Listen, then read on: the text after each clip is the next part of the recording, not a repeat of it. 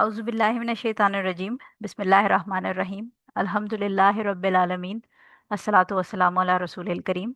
अस्सलामु अलैकुम वरहमतुल्लाहि वबरकातुहू। उम्मीद है आप सब खैरियत से होंगे और कल वाले लेक्चर के नोट्स बना लिए होंगे। बड़ा इंटरेस्टिंग जो टॉपिक था वो हमने कल कवर किया था और बहुत सारे क्वेश्चन इसीलिए डिस्कशन में आए क्योंकि गोल्ड की जो सेल परचेज है वो ऑब्वियसली लेडीज़ के लिए एक बड़ा कॉमन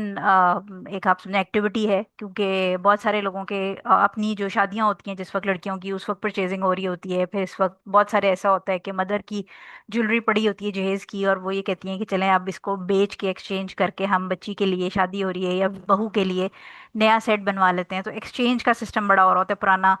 जेवर पुराने डिज़ाइन दे के नया डिज़ाइन बनवाना, इस किस्म की एक्टिविटीज़ प्लस ये कि इसके अंदर बहुत सारी और जो आपकी जो करेंसी वाली चीज़ थी वो हमने डिस्कस की थी। तो ये वो चीज़ें हैं जो अगेन जैसे बहुत सारी अहादीस जो हम जैसे ये एग्रीकल्चर वाली जो हमने कल पढ़ी थी वो नॉर्मल जो एक शहर में रहने वाला शख्स है उसके लिए इतनी कोई उसको समझ नहीं आती है, उसकी कोई इतनी एक्टिविटी नहीं होती। लेकिन ये जो गोल्ड सिल्वर और जो फॉरेन एक्सचेंज वाली थी ये बहुत इंटरेस्टिंग थी। आज हम इंशाल्लाह 5 फर्दर हमारी हदीसें करेंगे जिसमें से एक अगेन इसी तरह बहुत इंटरेस्टिंग है। बाकी ऑब्वियसली कुछ उसमें से एग्रीकल्चर की हैं आज और कुछ जो है वो पुराने ज़माने की थी, उसके अंदर से क्या कंटेम्प्रेरी इम्प्लीकेशंस निकलेंगी वो हम आज डिस्कस करेंगे। सो हम स्टार्ट करते हैं 673 से।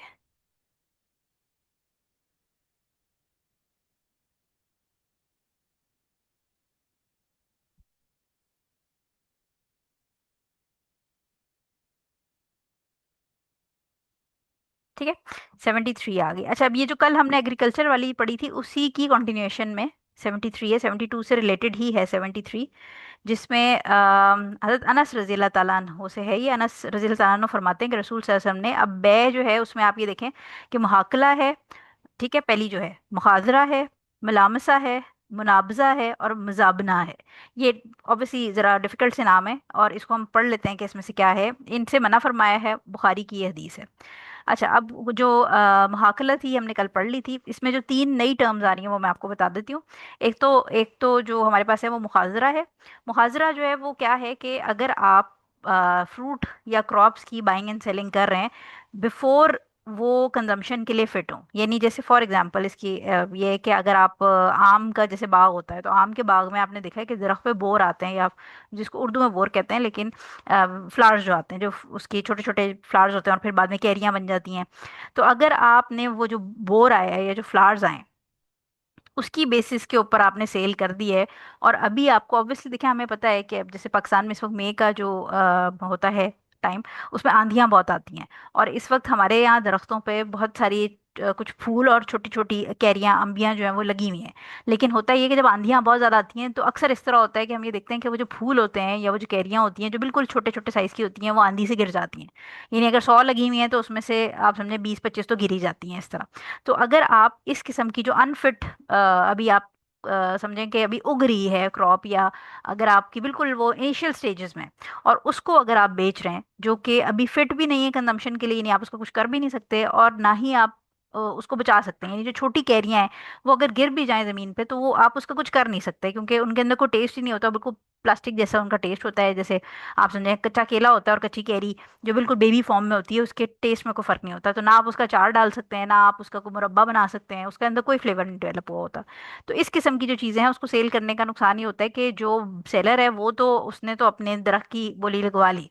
इस तरह, यानी जो उसमें फ्रूट है जो अभी किसी काम का नहीं है। लेकिन वही बात है कि अगर उसमें आग लग गई या उसमें कीड़ा पड़ गया या आंधी आ गई और वो गिर गया तो जो बायर है उसका नुकसान हो जाएगा। ठीक है, तो इसलिए इसको मना किया गया। अच्छा, मुलामसा जो है ये लम्प्स से है। लम्प्स का मतलब होता है टच। ठीक है, तो ये बहुत सिली किस्म की ज़माने जालियत के अंदर होती थी, और कुछ सिली में ऑब्वियसली हमारे पास आज आज भी ये बहुत सारे ऐसे फॉर्म्स हैं जो हम देख के कहते हैं या जब हम उसको अंडरस्टैंड करते हैं इन डेप्थ तो हमें समझ आती है कि ये बहुत सिली और स्टूपिड किस्म की ट्रांजैक्शन है। लेकिन मुलामसा जो है उसके अंदर भी ये होता था कि अगर आपने जैसे अब आप फॉर एग्जाम्पल कपड़ा खरीदने जाती हैं, तो जब आप कपड़ा खरीदने जाती हैं तो आपको कहते हैं जी जैसे लॉन कॉटन तो हमें पता होता है कि कैसी है, लेकिन बहुत दफ़ा ऐसा होता है कि वो कहते हैं ये फलां नई लॉन आई है, जैसे अरेबिक लॉन आई है या स्विस लॉन आई है। तो हम उसको कहते हैं कि दिखाओ, हम जरा टच करके देखेंगे खुला कपड़ा जब हम स्पेशली ले रहे होते हैं, या इवन जब रेडीमेड ब्रेड भी हम खरीद रहे होते हैं तो हम उसको हाथ लगा के देखते हैं कि पता नहीं ये कोई सिंथेटिक तो नहीं है, या कोई हमें गर्मी ना लगे इसमें, सर्दी में हम कहते हैं कि बहुत पतला ना हो या सी थ्रू ना हो। तो इस तरह की बहुत सारी चीज़ें हम, और कोई भी चीज़ अगर आप ले रहे होते हैं, जूते ले रहे होते हैं तो पहन के देखते हैं, आप कोई बैग ले रही हैं, कोई आर्टिफिशियल ज्वेलरी ले रही हैं, सब चीज़ें आप ट्राई करके देखते हैं। तो इस किस्म की जो सेल्स होती हैं जिसको मुलामसा कहते थे, ये क्या करता था कि अगर आपने उसको हाथ लगा लिया, यानी टच लम्स से है ना, ये टच कर लिया आपने, तो ये चीज़ आपकी होगी, सेल आप मतलब ये आपको परचेज करनी पड़ेगी क्योंकि आपने इसको हाथ लगा लिया। तो जो दुकानदार होता था उसका इसमें फ़ायदा हो जाता था, और जो जो बायर होता था उसका नुकसान ये होता था कि अब वो सिर्फ जस्ट उसको इंस्पेक्ट करने के लिए, उसका टेक्सचर देखने के लिए, उसकी क्वालिटी देखने के लिए हाथ लगा रहा है, लेकिन जो सेलर होता था वो कहता था कि ये जी आपकी अब जो सेल है, ये ट्रांजैक्शन फाइनल हो गया और अब आप मुझे पेमेंट कर दें। ठीक है, तो इस किस्म की जिसमें धोखा हो रहा हो या जिसमें जबरदस्ती, मतलब विदाउट जो फ्री विल है बायर और सेलर की, यानी हमने शुरू में पढ़ा था कि दोनों का एग्रीमेंट जरूरी है, दोनों उस सेल से जो ट्रांजैक्शन हो रहा है उससे राजी होने जरूरी है। ठीक है, और ऑब्वियसली ट्रांजैक्शन का हलाल होना भी जरूरी है, लेकिन ये कि उन दोनों का राजी होना जरूरी है। तो इस केस में क्या होता था कि अभी तो वो बेचारा हाथ लगा के देख रहा होता था, और बायर सेलर जो है वो कहता था कि आपकी डील फाइनल होगी, अब आप मुझे पेमेंट कर दें। ठीक है। अच्छा, और उसके बाद जो आखिरी वाली है मुनावजा, ये भी फनी सी है। इसके अंदर वो क्या करते थे, जैसे आप समझें कि अक्सर आपने देखा होगा, आई एम नॉट श्योर कि बाकी कंट्रीज में ऐसा होता है या नहीं, लेकिन पाकिस्तान में ऐसा बड़ा होता है कि जो जैसे जूते की दुकान होती है, तो उसमें एक उन्होंने अपर जो सेक्शन होता है, उस छत के अंदर वहां पर एक छोटा सा स्टोर रूम होता है जिसमें एक बंदा छत पे चढ़ा होता है, और वो ऊपर से जूतों के नंबर जो है वो डब्बे फेंक रहा होता है, और नीचे वाला जो वहाँ का लड़का होता है वो कैच करके फिर वो, बाजी आप ये जूता देख लें, इस तरह बहुत सारी शॉप्स जो छोटे स्टोर जो मार्केट्स होती हैं उनमें इस तरह की शॉप्स होती हैं।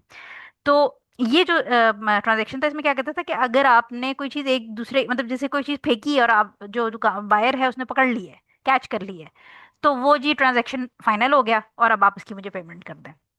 यानी जैसे बचपन में कैच कैच खेलते थे ना, गेंद उसने एक दूसरे की तरफ उछाली और जिसने कैच कर ली तो वो उसकी हो गई। ठीक है। तो इस तरह की जो फनी सी और सिली सी ट्रांजैक्शन है, इनसे हुजूर सल्लल्लाहु अलैहि वसल्लम ने मना किया है, क्योंकि इसमें आप खेल कूद नहीं कर रहे, बेसिकली ये आपके प्रॉपर बिजनेस ट्रांजैक्शन हैं जिनके ऊपर आप पैसे कमा रहे हैं, और जो सेलर है वो पैसे कमा के अपने घर गृहस्थी चला रहा है, उसके ऊपर अपने बच्चों को हलाल कमाई खिला रहा है, और जो बायर है वो ऑब्वियसली अपनी ज़िंदगी की ज़रूरतें पूरी कर रहा है। तो इस किस्म के ट्रांजैक्शन के अंदर जहाँ पर कहीं पर बायर को नुकसान हो रहा है, कहीं पर सेलर को नुकसान हो रहा है, इस तरह की चीजों से हुजूर सल्लल्लाहु अलैहि वसल्लम ने मना किया है। ठीक हो गया। अच्छा, 74 नंबर पे आ जाते हैं। 74 नंबर हमारे पास है, हजरत ताउस ने हजरत इब्ने अब्बास रजी अल्लाह ताला अन्हो से रिवायत बयान की है, और बयान की है कि रसूल सल्लल्लाहु अलैहि वसल्लम ने फरमाया, सामान्य तिजारत लेकर आने वाले काफिलों को आगे जाकर ना मिलो, और कोई शहरी किसी देहाती का सामान और ना कोई शहरी किसी देहाती का सामान बेचे। मैंने इब्ने अब्बास रजी अल्लाह ताला अन्हो से सवाल किया, शहरी देहाती का सामान फरोख्त ना करे का क्या मतलब है? उन्होंने फरमाया कि शहरी देहाती का दलाल ना बने। बुखारी और मुस्लिम की हदीस है ये, और ये अल्फाज बुखारी के हैं। अच्छा, अब इसमें जो बेसिकली रूल बताया गया वो ये कि पुराने ज़माने में आपको याद होगा कि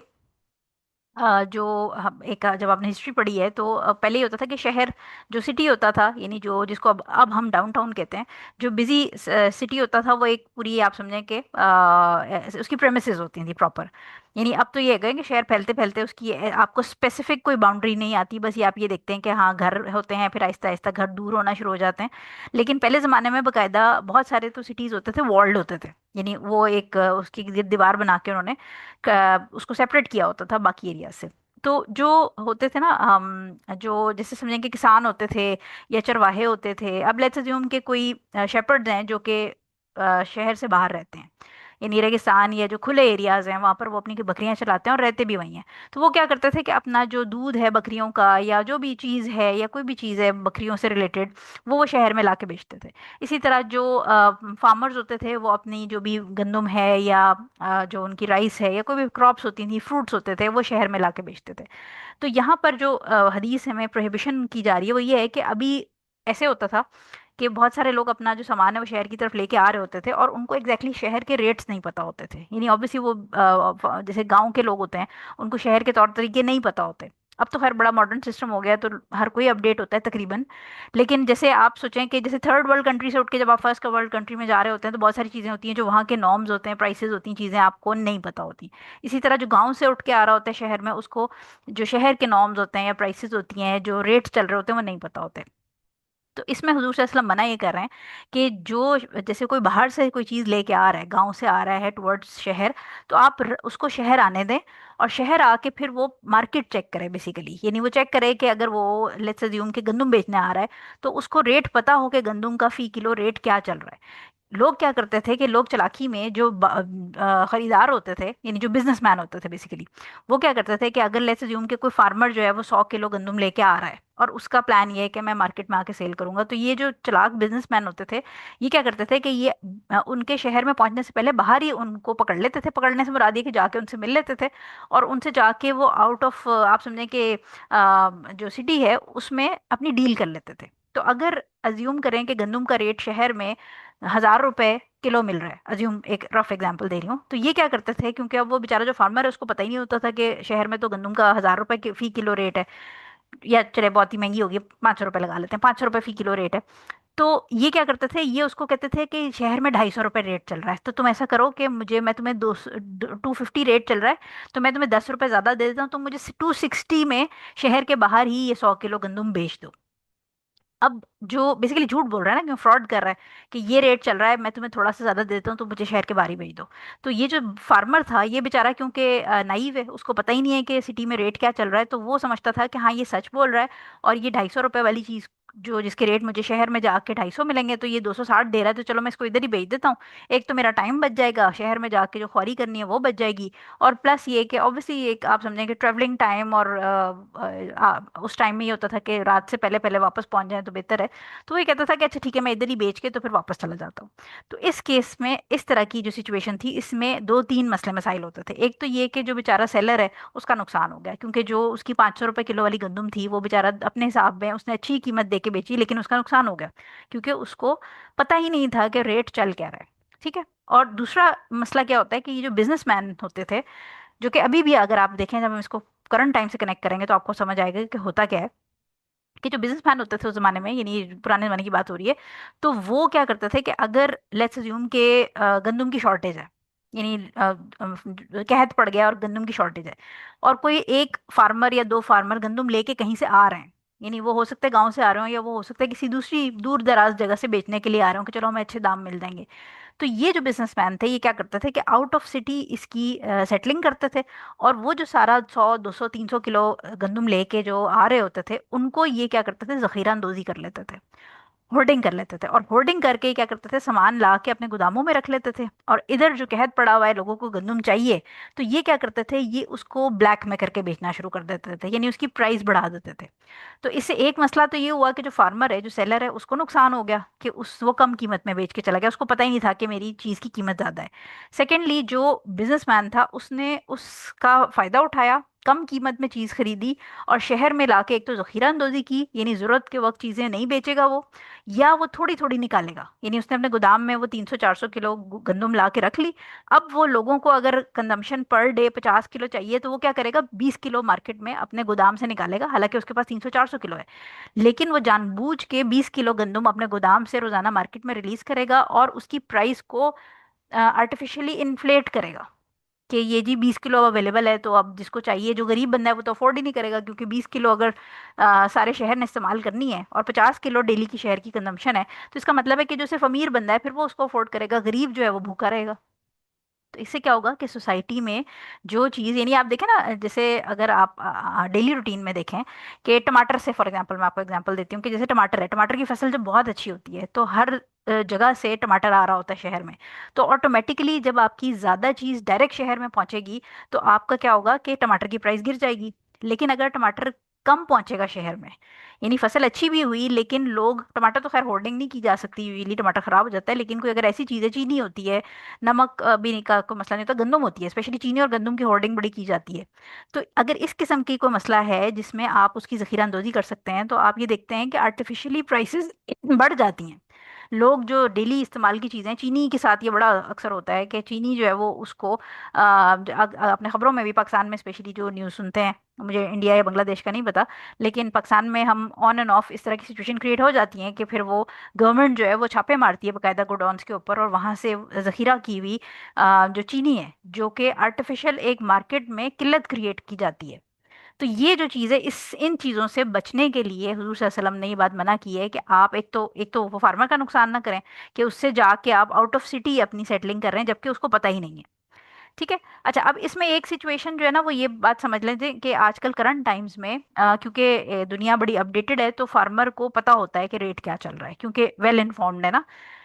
व्हाट्सएप है, गूगल है, रेट्स वगैरह उनको पता होते हैं। तो इसमें एक सिचुएशन ये होती है कि अब फार्मर्स ये करते हैं कि वो गांव से बजाय इसके कि आके शहर में बेचें, उन्होंने अपने डीलर्स सेट किए हुए हैं। और डीलर्स जो हैं वो प्रोफेशनल लोग हैं, एजेंट कह लें आप एक तरह से, कि वो बकायदा शहर से जाते हैं और उनकी पूरी पूरी फसल खरीद के, यानी मिडिल मैन जिसको हम कहते हैं, वो पूरी पूरी फसल खरीद के और यहाँ पर ला के फिर जो मंडियां हैं उनमें बेच देते हैं। तो ये परमिसिबल है क्योंकि इसमें फेयर सारा कुछ हो रहा है, और जो फार्मर है उसको भी रेट्स पता है, उसको अपना फेयर जो लेबर है या जो चार्जेस हैं वो मिल रहे हैं। और जो एजेंट है वो प्रॉपर एज अ, आप समझे कि एज अ, आप उसको एजेंट ही बेसिकली कहेंगे, कि मिडिल मैन के तौर पे काम कर रहा है, कि उसका काम ही यही है कि हर साल वो जब आपकी फसल पक के तैयार होगी तो वो आके आपसे वो परचेज कर लेगा, और आप दोनों एग्री करेंगे एक प्राइस पे, जिसमें फार्मर को एग्जैक्टली पता होगा कि शहर में ये रेट है, और वो ट्रेड प्राइस और जो आपकी डिफरेंस होता है प्राइस का, अपना जो भी मार्जिन रखना है उसके हिसाब से वो सेल कर देगा। तो इसमें कोई मजाइका नहीं है। मजाइका कब है, प्रॉब्लम कब है, कि जब फार्मर को पता ही ना हो रेट, और इधर से जो एजेंट है वो झूठ बोले। ठीक है, तो मसला झूठ का है यहाँ पर। तो ये एक बात तो ये मना कर दी गई। और इसी तरह फिर दूसरी बात उन्होंने ये मना की है हुजूर सल्लल्लाहु अलैहि वसल्लम ने, कि जो शहरी है वो देहाती का दलाल ना बने। यानी जो बेसिकली नॉर्मली भी अंडरस्टूड बात होती है, दलाल से मतलब ये कि उसका जैसे शहरी जो है वो ये ना कहे कि आइए आइए मैं आपका माल बिकवा देता हूँ, यहाँ पर बहुत ज़्यादा लोग चालाक हैं तो आपको कोई फ्रॉड ना कर दे, ऐसे ना कर दे। तो इसमें अगेन वही बात है कि अगर एजेंट की अपनी नीयत सही है और सारी सिस्टम अपना वेल अरेंज्ड है, उसमें मसला नहीं है। लेकिन मना कहाँ किया गया, मना वहाँ किया गया है कि अगर जो मिडिल मैन है या जो एजेंट है वो अपनी चालाकी करेगा और वो मैनिपुलेट करेगा प्राइसेस को, या कोई ऐसी अपनी जो एक्टिविटीज हैं, यानी वही बात है कि वो ले जाके जानबूझ के मिडिल मैन जो फार्मर है उससे चीज ले जाके किसी ऐसे बिजनेसमैन को सेल कर दे जो उसकी होर्डिंग शुरू कर दे। तो इस किस्म की चीजें जो पब्लिक को और फार्मर को दोनों को नुकसान दे, वो इस्लाम में मना है। ठीक है, तो ये सिचुएशन बेसिकली आपने समझनी है। इसमें हुजूर सल्लल्लाहु अलैहि वसल्लम जो मना कर रहे हैं उसका कोर जो कॉन्सेप्ट है उसमें दो चीजें हैं, कि एक तो ये कि जो सेलर है उसको नुकसान ना हो, और दूसरा ये कि मार्केट, जब आपकी सिटी के अंदर जो पब्लिक है, पब्लिक को गैर जरूरी तौर पे किल्लत का सामना ना हो। यानी ओरिजिनल किल्लत जो अगर हो तो वो और बात है, लेकिन जानबूझ के जो क्रिएट की जाती है किल्लत, उसका सामना ना हो। और प्लस ये कि लोग जानबूझ के ये जो अपना ब्रोकर सिस्टम या अपनी जो इंसेंटिव्स के चक्कर में, ये ना हो कि सामान रोक के और बाद में उसको ब्लैक करके बेचना शुरू कर दें, कि लोगों को जो चीज़ है जो वाफिर मकदार में अवेलेबल है, लेकिन क्योंकि वो अपने उन्होंने गोदामों में भरी हुई है, तो वो एक्स्ट्रा चार्जेस लेके थोड़ी अमाउंट रिलीज करें और लोगों से महंगे पैसों में वो कीमत वसूल करें। ठीक हो गया। अच्छा, इसी तरह जो अगली हदीस है वो भी इसी चीज से रिलेटेड है। 675 नंबर, 675 नंबर आपके पास है। हजरत अबू हुरैरा रजी अल्लाह ताला अन्हु से, हजरत अबू हुरैरा रजी अल्लाह ताला अन्हु से रिवायत है कि रसूल सल्लल्लाहु अलैहि वसल्लम ने फरमाया, बाहर से शहर में गल्ला लाने वालों के आगे जाकर ना मिलो। ये वही बात होगी जो हम पहले डिस्कस कर चुके हैं। जिस किसी से रास्ते ही में मुलाकात करके इसका सामान खरीद लिया गया तो मंडी में बेचने के बाद माल के मालिक को इख्तियार है, चाहे वो सौदा बाकी रखे या मंसूख कर दे। मुस्लिम की हदीस है। अच्छा, अब इसकी एक पुरानी जो चीज़ है वो हम बेसिकली डिस्कस कर रहे हैं यहाँ पर, क्योंकि अभी थोड़ा सिस्टम चेंज हो गया है। ये बताया जा रहा है कि अगर लेट्स अज्यूम के, अगर कोई शख्स ने, जो बायर है, वो शहर से बाहर आकर उसने फार्मर से, मैं फार्मर की एग्जांपल इसलिए दे रही हूँ लेकिन फार्मर के अलावा भी हो सकता है कोई कपड़ा बेचने वाला हो सकता है कोई जूते बेचने वाला हो, कोई भी चीज़ हो। अच्छा, फार्मर से हम एग्जांपल इसलिए दे रहे हैं क्योंकि नॉर्मली हम अक्सर देखते हैं कि हमारे शहरों में, हमारे मुल्कों में कभी चीनी की किल्लत हो जाती है, कभी टमाटर कम हो जाते हैं, कभी आलू की फसल खराब हो गई, तो इस किस्म की आर्टिफिशियल इन्फ्लेशन भी होती है चीज़ों की। कभी कभी ओरिजिनल भी होती है, लेकिन अक्सर इस तरह होता है कि जानबूझ के जो है ना वो चीज़ों की प्राइसेस बढ़ाई जाती हैं आवाम को तंग करने के लिए। तो इसके अंदर पहली चीज़ तो ये बताई जा रही है कि वही कि आपने बाहर जाके नहीं लेना, लेकिन अगर किसी के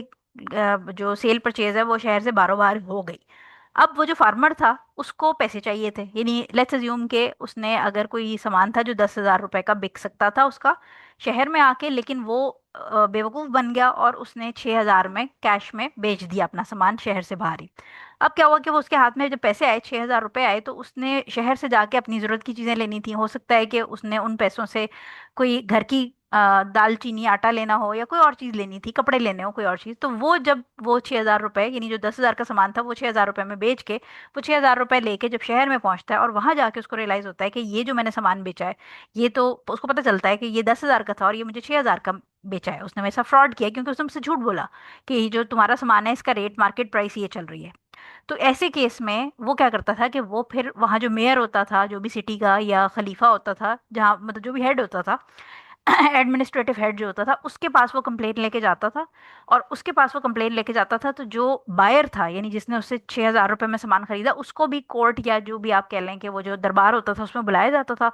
और इस केस में फिर उनको मतलब उससे पूछा जाता था कि तुमने ये बेईमानी क्यों की।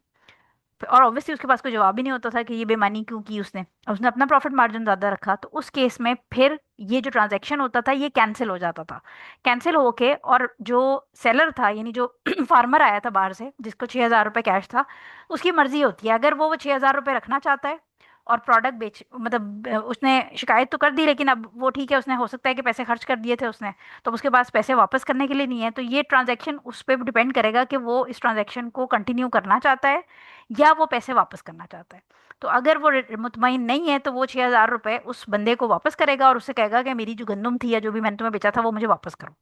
और जो एडमिनिस्ट्रेशन थी वो मेक श्योर करती थी कि ये जो ट्रांजैक्शन हुआ है जिसमें फ्रॉड हुआ है ये कैंसिल हो जाए। और उसके बाद जो सेलर है उसकी मर्जी होती थी कि वो इस ट्रांजैक्शन को कंटिन्यू करना चाहता है या वो अपना माल वापस लेना चाहता है। अगर वो कंटिन्यू करना चाहता है तो ठीक है, फिर जो कहानी थी उसमें, क्योंकि अगर वो कंटिन्यू करना चाहेगा तो फिर वो कोर्ट तक आएगा ही नहीं ना। तो बेसिकली तो उसको प्रॉब्लम ये होती थी कि मेरे पैसे ज़्यादा बनते थे, मुझे पैसे कम मिले। तो तभी वो जो एडमिनिस्ट्रेटर जो बंदा था उसके पास पहुंचा है। सो लिहाजा उस केस में उसको इख्तियार होता था कि वो अपने पैसे जो सॉरी जो प्रोडक्ट है वो वापस ले, जिस बंदे ने खरीदी है उससे अपनी प्रोडक्ट वापस ले, और उस बंदे के पैसे 6,000 उसको वापस दे दे कि भाई ये तुम अपना रखो, मेरा सामान वापस करो। मैं अपना सामान मार्केट में जाके किसी और को 10,000 रुपये का बेचूंगा ताकि मुझे 4,000 का जो तुमने नुकसान किया है वो मेरा नुकसान ना हो। ठीक है, तो ये बताया जा रहा है। लेकिन करंट टाइम्स में फिर अब आपके पास मुख्तलिफ लॉज बन गए हैं मुख्तलिफ कोर्ट के अंदर ऐसे एक्सक्यूज मी, जैसे कंज्यूमर कोर्ट है, इस तरह बहुत सारे मुख्तलिफ लॉज बन गए हैं जिसमें कंज्यूमर यानी बायर और सेलर दोनों के जो हुकूक हैं उनको कोर्ट के लेवल पे सिक्योर करने की कोशिश की गई है कि अगर किसी के साथ फ्रॉड हो गया है। ऑल्दो के जो इस किस्म के अब कोर्ट के अंदर सिचुएशंस होती हैं उसमें काफ़ी लंबे मुकदमे चल जाते हैं, जो कि एक्चुअली जितने पैसे है वो बचाने की कोशिश कर रहा होता है उससे ज़्यादा वकील को दे के लग जाते हैं। लेकिन ये चीज़ एग्जिस्ट करती है इस्लामिक, क्योंकि हमें पता है जुडिशियल जो इस्लामिक सिस्टम है उसके अंदर या खिलाफत का जो सिस्टम है उसमें क्विक इंसाफ और क्विक एडजस्टमेंट्स, लोगों के जो मसले मसाइल हैं उनकी क्विक जस्ट जो आपने जजमेंट्स देनी है उसका रूल है। तो इस हिसाब से जो अब कंटेम्प्रेरी कोर्ट्स हैं वो भी ये काम करने की कोशिश करती हैं, लेकिन थोड़ा सा प्रोसीजर लंबा होता है। बहरहाल लेकिन पॉइंट ये है कि इसमें इस्लामिक के लिए परमिशन है कि वो बंदा खलीफा के पास, मेयर के पास या जो भी हेड है उसके पास लेके जाए और उसको शिकायत करे कि इसने मुझसे झूठ बोला है, इसने मेरे पैसे खाए हैं, और उस केस में वो ट्रांजैक्शन ऑटोमेटिकली कैंसिल हो जाएगा और उसकी मर्जी है कि वो पैसे वापस लेना चाहता है या नहीं लेना चाहता। ठीक हो गया? पैसे वापस देना चाहता है, सॉरी, देना चाहता है या नहीं देना चाहता। अच्छा जी, सेकंड लास्ट हदीस हमारे पास 676। अबू हुरैरा रजी अल्लाह ताला अन्हु से ही रिवायत है कि रसूल सल्लल्लाहु अलैहि वसल्लम ने मना मना फरमाया। अब ये इंटरेस्टिंग हदीस है क्योंकि इसके अंदर आपको बहुत सारी रूलिंग्स मिलेंगी। पहली चीज तो उन्होंने बताया कि देहाती जो शहरी है देहाती का सामान ना बेचे और खरीदने का इरादा नहीं तो भाव मत बढ़ाओ। ठीक है, पहली चीज तो हमें ये बता रही है कि जो सिटी ड्वेलर है उसको मना कर दिया कि वो डेजर्ट से जो आया हुआ बंदा है उसका माल ना बेचे। पहली चीज, ठीक है। दूसरी चीज हमें इसमें क्या पता चल रही है, खरीदने का इरादा नहीं तो भाव मत बढ़ाओ। ये मैंने आपको पहले पढ़ा चुके हैं कि जो अब हमने पिछली आई थिंक कल पढ़ी थी जो हदीस जिसके अंदर ये कहा था कि अगर आप, जो हमने ऑक्शन की बात की थी कि अगर आप खरीदना नहीं चाह रहे तो आप जबरदस्ती की भाव दूसरे का खराब करने के लिए, यानी उसका सौदा खराब ना करें, आप जानबूझ के प्राइसेस बढ़ाते जाएं ऑक्शन के अंदर और उसके बाद आप बैक ऑफ कर जाएं। तो जानबूझ के किसी का सौदा ना खराब करें, यानी अगर खरीदने का इरादा नहीं है तो भाव मत बढ़ाओ। थर्ड पॉइंट इसके अंदर आ गया, किसी भाई के सौदे पर दूसरा भाई सौदा ना करे, यानी ये मैं भी आपको समझाती हूँ, आगे रूलिंग्स मैंने इसमें सेपरेट की हुई हैं। और एक भाई की मंगनी पर दूसरा भाई पैगाम निकाह ना दे। कितनी इंपॉर्टेंट बात है। और इसके अंदर नेक्स्ट पॉइंट है कि कोई औरत अपनी दूसरी औरत की तलाक का तकाजा ना करे कि जो इसका हिस्सा है खुद हासिल कर ले। ये बुखारी और मुस्लिम की, मैं अभी आपको इसका स्टेप बाय स्टेप समझाती हूँ। बुखारी और मुस्लिम की हदीस है, और सही मुस्लिम में है कि कोई शख्स अपने भाई के सौदे पर सौदा ना करे। बेसिकली ये जो पूरी हदीस है इसके अंदर जो एक दूसरे के राइट्स हैं, जो हुकूकुल इबाद हैं, उनका आप समझें कि एक बड़ा स्क्वीज करके मेन पॉइंट्स का खुलासा दे दिया है कि एक दूसरे की जड़ें ना काटो। इन शॉर्ट अगर मैं आपको इसको बताऊं तो इसका मतलब है कि एक दूसरे की जड़ें ना काटो, एक दूसरे के साथ हसद करके एक दूसरे के मामलात खराब करने की कोशिश ना करो। ठीक है। इसके अंदर जरूरी ये है कि हम जो ये हदीस है, ये देखें है तो ये ट्रेड ट्रांजैक्शन की, लेकिन इसमें साथ में इस हदीस के अंदर हमें रिश्तों की जो आप समझें कि रिलेशनशिप्स होते हैं उनकी इज्जत करना, उनको संभाल के रखना, उनको एक कटिंग ना करना, यानी जैसे होता है ना आप पौधा काट देते हैं, छोटा कर देते हैं, तो इस किस्म की आप बीच में कैंची ना चलाएं। ठीक है। तो अब इसको हम देख लेते हैं, क्योंकि ऑब्वियसली ये सारी चीजें होती हैं तो फिर आपस में दिल में नफरतें पैदा होती हैं, सेल्फिशनेस, जेलसी, इस किस्म के मसले, लालच पैदा होती है। हर किस्म के जो आपके दिल के फतूर हैं वो इन्हीं चीज़ों से रिलेटेड हैं, कि या तो आप किसी की बिजनेस के अंदर उसकी टांग खींच लेते हैं, या आप किसी की शादी ब्याह हो रही होती है वहां पर बीच में जाके कुछ ना कुछ गलत एक्टिविटी कर देते हैं। या खवातीन के अंदर, क्योंकि ये मादा ज्यादा होता है, वैसे तो बंदों में भी होता है, लेकिन औरतें जरा दिल में बात रखने और कीना परवरी और ये जो दिल के मसले होते हैं, ये जो स्पिरिचुअल मसले होते हैं ना, और जबान से रिलेटेड मसले होते हैं, ये औरतों में ज्यादा होते हैं। क्योंकि नेचुरल औरतों की एक इंस्टिंक्ट होती है कि जेलसी, लालच, और एक दूसरे की जैसे एक बड़ा वो कॉमन सा मुहावरा है जो मुझे अक्सर सुनने को मिलता है। मेरे इर्द गिर्द कुछ हजरात, खवातीन और हजरात हैं जो कि बार बार ये मुहावरा यूज करते हैं, और ये बड़ा सही लगता है कि औरत औरत की दुश्मन है। तो औरत औरत की दुश्मन है, बाकी जेनुइनली मैंने अपने इर्द गिर्द जब भी देखा, औरत औरत की दुश्मन है। यानी औरत को नुकसान पहुंचाने के लिए, मर्द को नुकसान पहुंचाने की इतनी जरूरत नहीं होती, एक औरत दूसरी औरत को नुकसान पहुंचाने के लिए काफी होती है। तो इसको हम देख लेते हैं। पहली चीज तो ये कि एक दूसरे के बिजनेस ट्रांजैक्शन को खराब करना। अब खराब किस तरह होता है, नॉर्मल डेली एक्टिविटी में आपने अक्सर देखा होगा कि एक शख्स जो है वो कहता है कि भाई तुम ये इससे चीज खरीद रहे हो, तुम इससे, जैसे दो लोग आपस में सेल परचेज के ऊपर दुकान पे ही कोई बात हो रही है, तो साथ वाला दुकानदार जो है वो, छोटी दुकानों के अंदर इस किस्म का होता है कि आप ऐसा करें, इनसे ऑर्डर कैंसिल करके मेरे से ले लें, मैं आपको सस्ते दामों में दे देता हूँ। या रेडी वाले जो हैं वो अक्सर इस किस्म की हरकतें कर रहे होते हैं, कभी सब्जी आप खरीद रहे हो तो वो क्या होता है कि अभी आप मोल भाव आपका चल रहा है, तो अब आपकी मतलब डिस्कशन चल रही है, और बीच में कोई और बंदा आके, तो आप ऐसा करें, फला जगह मेरे मुझसे ले लें, इनके साथ ऑर्डर कैंसिल कर दें। या कोई इस तरह भी होता है कि दो लोगों की आपस में डीलिंग चल रही है और कोई थर्ड ग्राहक आके, यानी जो बायर है वो आके कह देगा कि आप इनको छोड़ें, इनके बजाय मुझे भेज दें, मैं आपको पैसे ज्यादा दे दूंगा। तो ये दोनों मामलात गलत हैं। यानी दो लोगों की आपस में जब डीलिंग चल रही है, तो अभी आपको नजर आ रहा है कि उनकी डीलिंग चल रही है, तो आप उनकी, चाहे आप बायर हैं चाहे आप सेलर हैं, आप किसी और की डील को खराब ना करें। ठीक है। पहली चीज तो ये, उससे क्या होगा, नफरत डेवलप होगी, इरिटेशन होगी, हो सकता है लड़ाई झगड़ा हो जाए। बंदों में तो हो ही जाता है, खवातीन में जरा जबानी होता है, बंदों में हाथापाई हो जाती है मार्केट्स के अंदर, तो इस किस्म की चीजों से इस्लाम ने मना किया है। सेकंड पॉइंट ये है कि अगर किसी का, ये बड़ा इंपॉर्टेंट पॉइंट है, कि किसी का रिश्ता कहीं पर बात चल गई है। अच्छा, अब दो दो सिचुएशन है। एक सिचुएशन क्या है कि बात चल रही है, यानी एक कोई बच्ची है, उसके मल्टीपल जगहों से रिश्ते आए हुए हैं, दो तीन लोगों ने रिश्ते दिए हुए हैं, और जो पेरेंट्स हैं वो कंसिडर कर रहे हैं अभी कि इस ये वाला रिश्ता सही है नहीं, यानी अभी इनिशियल स्टेजेस में बात है। इस केस में अगर चार रिश्ते आए हुए हैं और पांचवा लड़का अपना रिश्ता भेजना चाहे तो भेज सकता है, कोई मजायका नहीं है। उसकी रीजन ये है कि अभी कोई चीज फाइनल नहीं हुई और वो कंसिडर कर रहे हैं, चारों लड़कों में से देख रहे हैं कि कौन जरा बेहतर है। ठीक है। अच्छा, जस्ट मिनट, आप मुझे एक सेकंड दीजिएगा।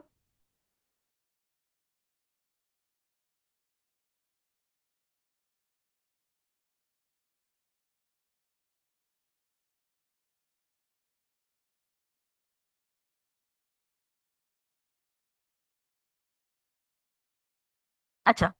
So the point is this के, सॉरी, हाँ मैं आपको बताती कि अगर चार रिश्ते आए हुए हैं और पांचवा रिश्ता जो है वो अगर आप भेज रहे हैं तो दैट्स फाइन। लेकिन अगर किसी ने बात बिल्कुल सेट हो गई है कि अच्छा इन दोनों की होनी है, मंगनी हो गई है, बात पक्की हो गई है, और उसके बाद आप उस लड़की के लिए रिश्ता भेज रहे हैं, तो ये मना है। उसकी रीजन ये है कि इसमें क्या होगा कि हो सकता है कि आपके रिश्ते को देख के वो लड़की वाले रिश्ता तोड़ दें। ठीक है। और उससे क्या होगा कि जो फर्स्ट वाला लड़का है, हो सकता है उनके घर वालों ने तैयारी भी शुरू कर दी हो, और एक मतलब होता है ना कि आपने प्लान कर लिया होता है, लोगों में पता चल जाता है, तो क्या होगा, राइवलरी और बैड फीलिंग्स डेवलप होना शुरू हो जाएंगी। सो इसलिए अगर तो रिश्ते की बात चल रही है तो फिर आप रिश्ता भेज सकते हैं, लेकिन अगर रिश्ते की बात फाइनल हो चुकी है तो फिर अब आप उस लड़की के लिए या उस लड़के के लिए, कि मतलब होता है ना कि किसी के थ्रू कहलवा दें, तो फिर आप नहीं करेंगे, ये मना है। इससे क्या होगा, otherwise bad feelings, negativity develop होगी आपस में। थर्ड पॉइंट ये है कि अच्छा, ये मैंने आपको बता दिया कि अगर डिस्कशन चल रही होगी तो उस वक्त कोई मसला नहीं है, लेकिन अगर फाइनल हो गया है और बिल्कुल बात पक्की होगी, उसके बाद आप रिश्ता नहीं भेजेंगे। और इसीलिए यही रीज़न है कि बहुत सारे लोग, आप ये देखेंगे, बिजनेस डीलिंग्स होती हैं, अपनी परचेजेस हैं, शादी के रिश्तों की कमिटमेंट्स वगैरह जो चल रही होती हैं, वो छुपाते हैं। इसीलिए छुपाते हैं क्योंकि बीच में डंडी मारने वाले बहुत सारे लोग होते हैं। वो खानदान में से भी हो सकते हैं, वो इर्द गिर्द वालों में से भी हो सकते हैं, वो कोई ऐसे लोग भी हो सकते हैं जो छुप के आपसे नफरत करते हो या छुप के आपसे हसद करते हो। और स्पेशली सोशल मीडिया की जब से एक ये लाइफ क्रिएट हो गई है, तो ये बहुत सारे लोगों के बिजनेसेस खराब करने में, उनकी शादियां तोड़ने में, उनकी मंगनियां तोड़ने में, उनके रिश्ते खराब करने में बहुत सुपर रोल प्ले कर रहा है सोशल मीडिया। उसकी रीज़न ये है कि अच्छा, कुछ लोग तो होते हैं कि वो जरा अक्लमंद होते हैं, वो नहीं बताते, लेकिन कुछ लोग होते हैं उनको बहुत शौक होता है, अभी चीज़ रास्ते में होती है, अभी मंगनी हुई होती है या बिजनेस स्टार्ट हुआ होता है, तो वो साथ ही सोशल मीडिया के ऊपर अपनी पोस्ट या अपनी अचीवमेंट्स लगाना शुरू कर देते हैं कि हम ये करने जा रहे हैं। उससे पहले ही क्या होता है कि या तो बीच में आके कोई आपका काम खराब कर देता है, या ऑब्वियसली नजर लगने वाली भी एक सिचुएशन होती है जो हमें पता है कि वो बरहक है।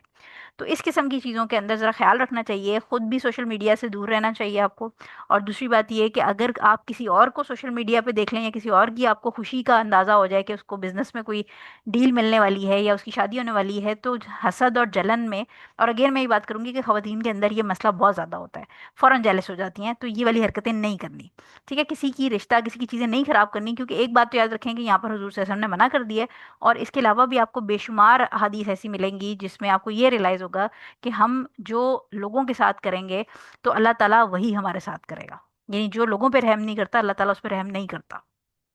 ठीक है। अच्छा, इसमें अब जो लास्ट पॉइंट है वो भी बड़ा इंपॉर्टेंट है, अगेन औरतों से रिलेटेड है। इसमें क्या है कि एक औरत दूसरी औरत की शादी ना बर्बाद करे, यानी अब इसमें क्या होता है कि दो तीन सिचुएशन होती हैं। एक सिचुएशन तो ये है कि एक मर्द शादीशुदा है और खुदा ना खास्ता उसका एक्स्ट्रा मैरिटल अफेयर चल रहा है, तो जो एक्स्ट्रा मैरिटल अफेयर जिस औरत से चल रहा है, वो कहे कि जो तुम्हारी पहली बीवी है उसको तलाक दोगे तो मैं तुमसे शादी करूंगी। तो ये हुजूर सल्लल्लाहु अलैहि वसल्लम ने मना किया है कि एक औरत जो ऑलरेडी निकाह में है और वो उसका नान नफका, उसकी इज्जत, उसकी सिक्योरिटी शौहर के हाथों महफूज है, यानी अल्लाह ताला ने ऑब्वियसली उसको गार्डियन बनाया है,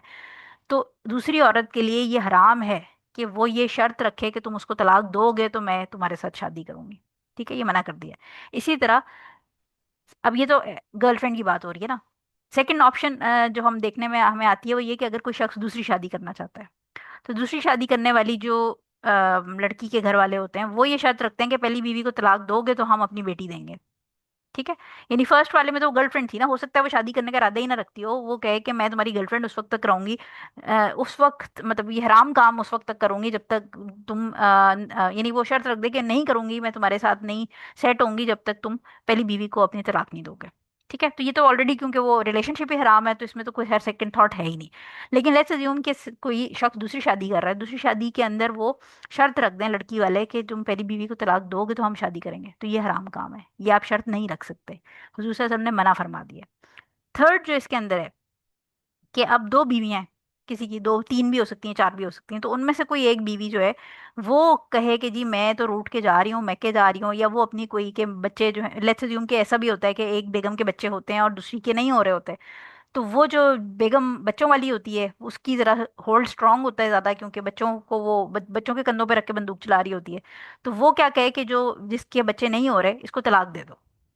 ये चीजें इस्लाम में हराम की हैं। ठीक है, ये आपको मना है। उसकी रीजन ये है कि यहाँ पर क्लियरली हुजूर सल्लल्लाहु अलैहि वसल्लम कह रहे हैं कि कोई औरत अपनी दूसरी औरत की तलाक, यानी अपनी सिस्टर, बेसिकली सिस्टर इन दीन, ठीक है, तो ये दूसरी औरत की तलाक का तकाजा ना करे, जो कि इसका हिस्सा है खुद हासिल कर ले, यानी ये लालच है ना बेसिकली, कि वो जो अल्लाह ताला ने उस औरत के नसीब में लिखा हुआ है, जो शौहर का जो प्यार उसको मिल रहा है, शौहर की तरफ से जो खर्चा पानी उसको मिल रहा है, सर पे छत है, इज्जत है उसकी, एक शौहर का सपोर्ट है, वो छिन जाए, तो ये चीज़ करना प्रोहिबिटेड है, ये औरत नहीं कर सकती। तो इसलिए अगर आपके इर्द गिर्द में खुदा ना खास्ता कोई ऐसी खातून है जिनको बहुत शौक है और वो आपसे इस किस्म की बातें डिस्कस कर रही हैं कि वो पहली बीवी को तलाक देगा तो मैं उसके साथ रहूंगी, तो ये शर्त वो नहीं लगा सकती, ठीक है। और हस्बैंड्स को भी ये बात समझनी चाहिए कि अपना अगर दो या दो से ज़्यादा बीवियां हैं तो उनका बैलेंस रखना ज़रूरी है, यानी किसी एक की तरफ जो है वो झुक जाना ये भी परमिसिबल नहीं है, ये अलाउड नहीं है। यानी अगर आप नहीं बैलेंस कर सकते तो फिर आप दो शादियां करें ही ना, फिर आप एक के साथ ही खुश रहें। ठीक हो गया। सो ये एक बड़ी इंपॉर्टेंट जो हदीस थी वो थी कि इसके अंदर ट्रेड ट्रांजैक्शन का तो जिक्र है, लेकिन साथ में कुछ और हमारे जो समाजी जो रवैये हैं उनके ऊपर हुज़ूर सल्लल्लाहु अलैहि वसल्लम ने हमें प्रोहिबिशंस बता दी हैं कि ये नहीं करना। उसकी रीज़न ये है कि अगर इस किस्म की सिचुएशन होंगी तो सोसाइटी में करप्शन भी बढ़ती है। करप्शन के बाद देखें, अब जो औरत जिसको तलाक होएगी वो कुछ ना कुछ, या तो वो अपना कोई बदला लेगी, या वो बिल्कुल हो सकता है उसको सपोर्ट ही ना हो, तो वो बेचारी हो सकता है कि हैंड टू माउथ हो जाए, और वो अपना खर्चा चलाने के लिए, अपनी इज्जत बचाने के लिए, अपने बच्चों को पालने के लिए किसी गलत रास्ते पे निकल जाए, गलत तरीके से पैसे बनाने में निकल जाए, तो क्या होगा कि सोसाइटी में करप्शन आना शुरू हो जाती है। तो इसलिए हुजूर सल्लल्लाहु अलैहि वसल्लम ने ये चीज़ें फिर मना फरमाई हैं। ठीक है, अच्छा अब हम आ जाते हैं हमारी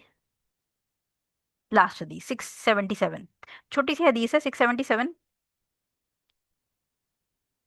अच्छा जी, अबू अयूब अंसारी रजी अल्लाह ताला अन्हो से रिवायत है कि मैंने रसूल सल्लल्लाहु अलैहि वसल्लम से सुना है कि जिसने माँ और इसके बच्चे के दरमियान जुदाई डाली, अल्लाह ताला क़यामत के रोज़ इसके और इसके अजीज़ो अकारिब के दरमियान भी जुदाई डाल देगा। इसे अहमद ने रिवायत किया है, तिरमिज़ी और हाकिम ने सही कहा है, लेकिन इसकी सनद में कलाम है, इसका शाहिद मौजूद है। ठीक है, ये बेसिकली है सही। और इसमें छोटा सी बात है, बेसिकली ये तो जो ओरिजिनली है वो स्लेवरी के अंदर बताई जा रही है कि जो स्लेव है मदर, क्योंकि इससे अगली जो हदीस हम नेक्स्ट वीक करेंगे उसमें भी हज़रत अली रज़ी अल्लाह ताला अन्हो से वो रिलेटेड है, और उसके अंदर दो भाइयों का जिक्र है। तो बेसिकली जो ब्रहमी रिश्तों वाले स्लेव्स हैं, यानी जैसे माँ और बच्चा है, तो वो अगर आप सेल कर रहे हैं, पुराने ज़माने में जब वो सेल होता था तो हमने ये बात की थी, ये मैं आपको पहले ही पढ़ा चुकी हूँ कि उनको इकट्ठे भेजने का हुक्म था कि और जो हज़रत उमर रज़ी अल्लाह ताला अन्हु ने भी फतवा दिया था कि नहीं, सेल नहीं कर सकते आप। जो ऐसी खातून जो उम्मुल वलद थी, याद होगा आपको, उसकी रीज़न ये थी कि लोगों ने मदर को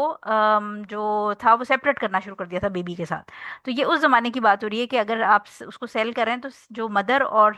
स्लेव है, चाहे वो उम्मुल वलद है या चाहे वो आपकी नॉर्मल जो ये दोनों बच्चा और अम्मा है वो स्लेव है, तो उस केस में आप उनको इकट्ठे सेल करेंगे, आप उनको अलग अलग सेल नहीं करेंगे, उनको सेपरेट ना करें। इसकी फर्दर डिटेल इंशाल्लाह जो हम नेक्स्ट वीक हज़रत अली रज़ी अल्लाह अन्हु वाली पढ़ेंगे उसके अंदर हम करेंगे। लेकिन ये कि अगेन स्लेवरी से रिलेटेड आपको उम्मुल वलद वाली भी सिचुएशन याद है कि हमने वो फतवा और उसकी जो अपरेंट हमें कॉन्फ्लिक्ट लग रहा था जाबिर रज़ी अल्लाह ताला अन्हु और हज़रत उमर रज़ी अल्लाह ताला अन्हु की बात में, उसमें क्या फ़र्क था वो हम डिटेल में पढ़ चुके हैं। यहाँ पर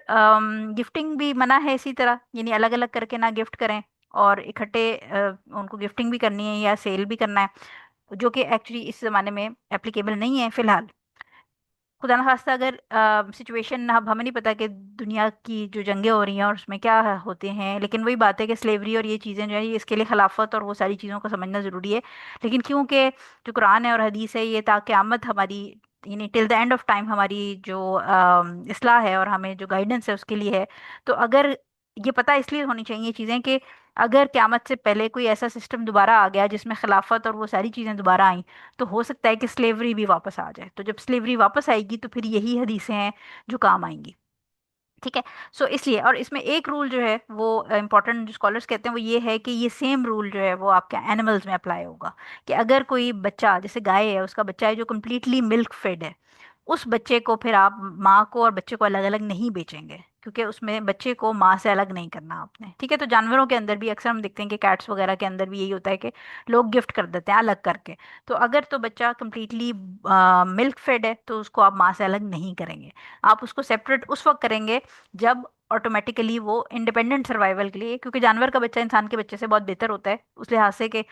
वो बड़ा जल्दी इंडिपेंडेंट हो जाते हैं। जो इंसान का बच्चा है वो काफ़ी अरसे तक अम्मा अब्बा को चुपका रहता है। तो इसलिए जो जानवर के बच्चे हैं उनको स्पेशली ये कि माँ को बच्चे से अलग ना करें जब तक कि वो बच्चा इंडिपेंडेंट ना हो जाए। उसके बाद आप जब वो इंडिपेंडेंट हो जाए फिर आप उसको सेपरेट करके यूज़ कर सकते हैं अगर आप सेल करना चाहते हैं, जो भी गाय बकरी वगैरह का होता है। लेकिन जब तक वो